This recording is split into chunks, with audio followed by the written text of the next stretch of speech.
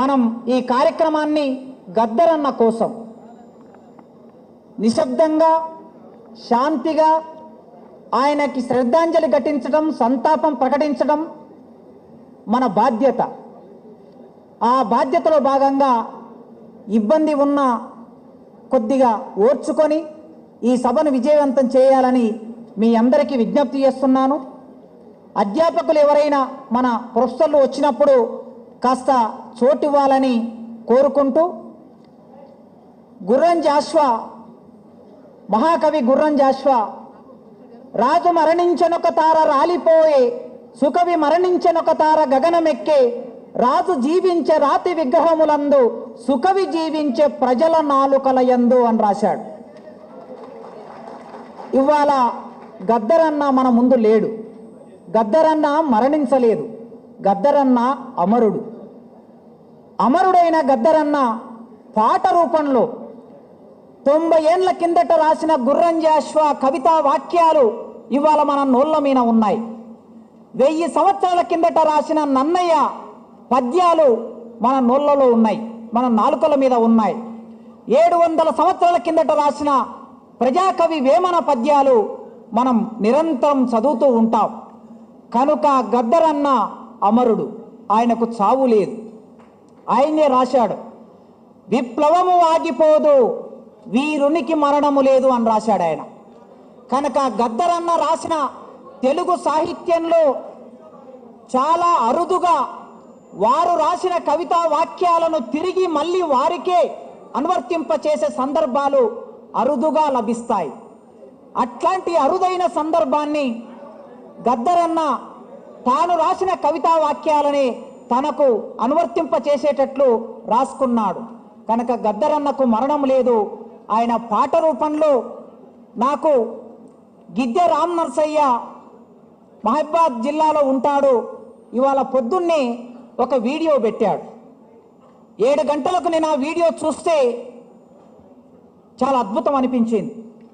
ఒక సందర్భంలో గద్దరన్ననే రాసినట్లు, మీన నడిచినప్పుడు వంగినాట్లు వేసినప్పుడు కొడవలెత్తి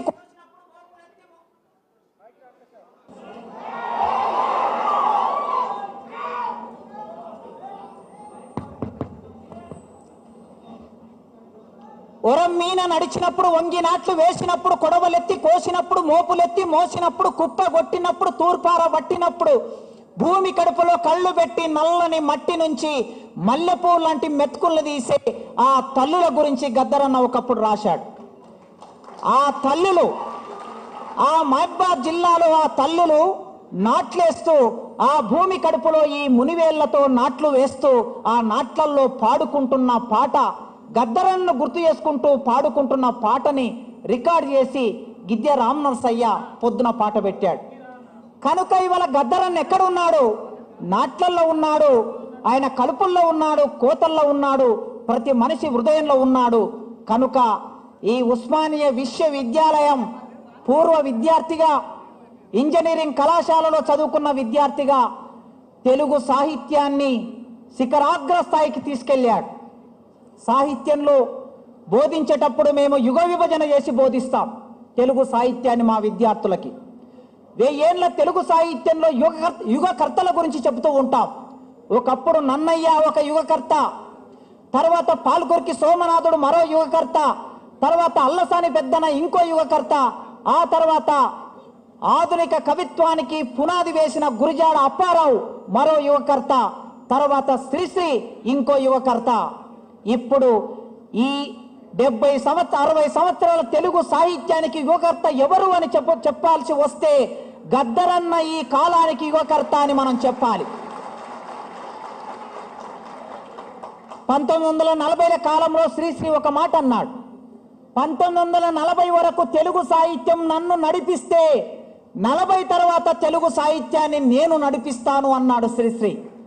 ఇది నిజమే, ఆయన సందర్భంలో ఇది నిజమే.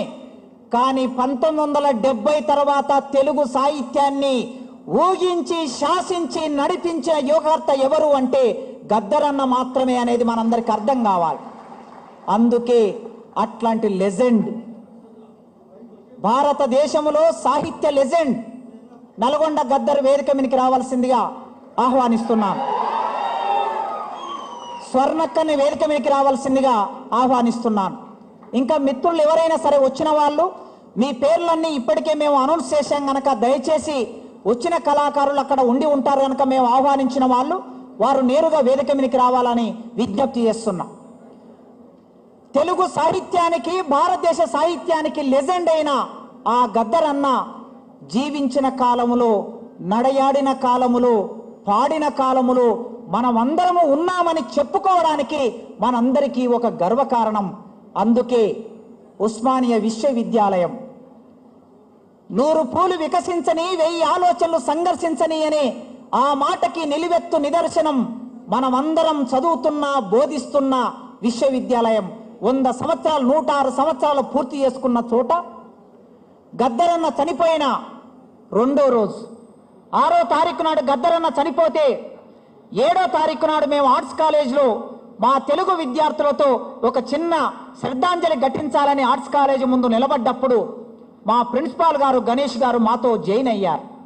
వారు ఒక మాట అన్నారు, కాసిం గారు, గద్దరన్నకు మనము ఆర్ట్స్ కాలేజీ తరపున సంతాప సభ ఎందుకు ఏర్పాటు చేయకూడదు అన్నాడు.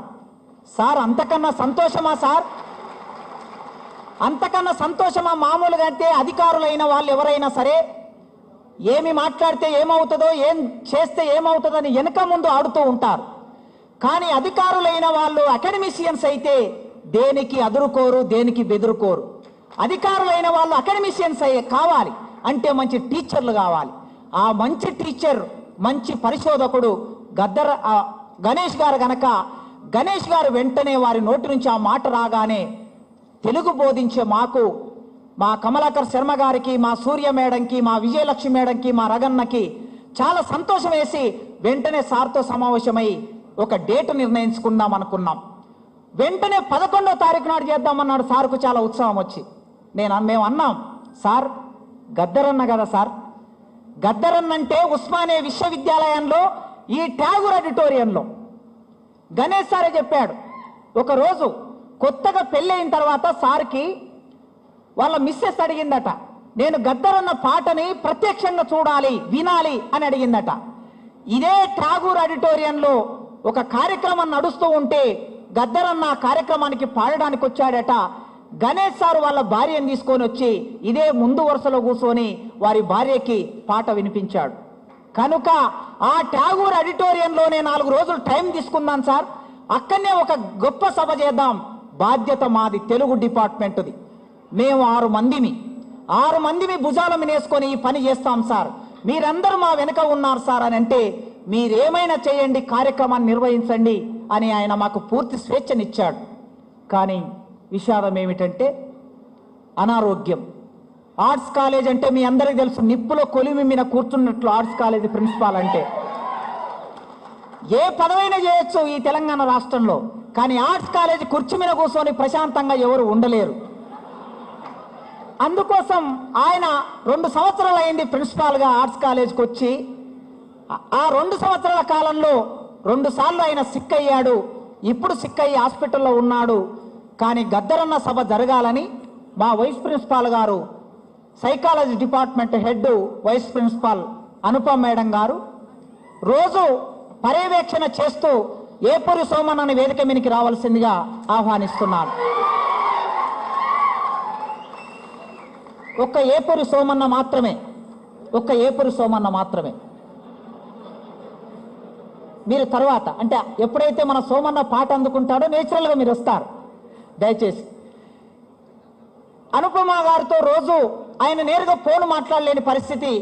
గణేష్ సారు వారి భార్యకు ఆయన మాటల్లో చెప్తే వారి భార్య మనతో ఫోన్లో మాట్లాడుతూ ఇదో ఈ సభకు సంబంధించిన వెంట ఎప్పటికప్పుడు ఆయన సూచనలు సలహాలు ఇస్తూ ఉన్నారు. అట్లాంటి సభ ఇక్కడ నిర్వహించాలనుకున్నాం. వెంటనే వీసీ గారితో, రిజిస్టర్ గారితో సారు మాట్లాడారు. వారందరూ మనకి ఏర్పాటు చేశారు. వీసీ రిజిస్ట్రార్ గారు, ఇంతమంది విద్యార్థులు మీరు లేకపోతే మేము లేము, మీరుంటేనే క్లాస్ రూమ్, మీరుంటేనే సభ, మీరుంటేనే ఆర్ట్స్ కాలేజ్.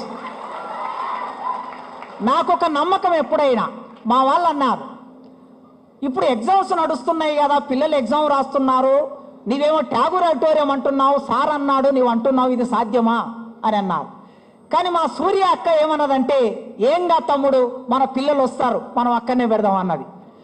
మీ వీణ నమ్మకం ఉన్నది మాకు, ఆ నమ్మకం ఉన్నది కనుక ఇవాళ లైబ్రరీకి వచ్చి నేను ఒక్క మాట చెప్పగానే, పరీక్షా హాల్లో కొండ నాగేశ్వరరావు ఒక అనౌన్స్మెంట్ చేయగానే మీరు ఇంతమంది నిండుగా వచ్చారు.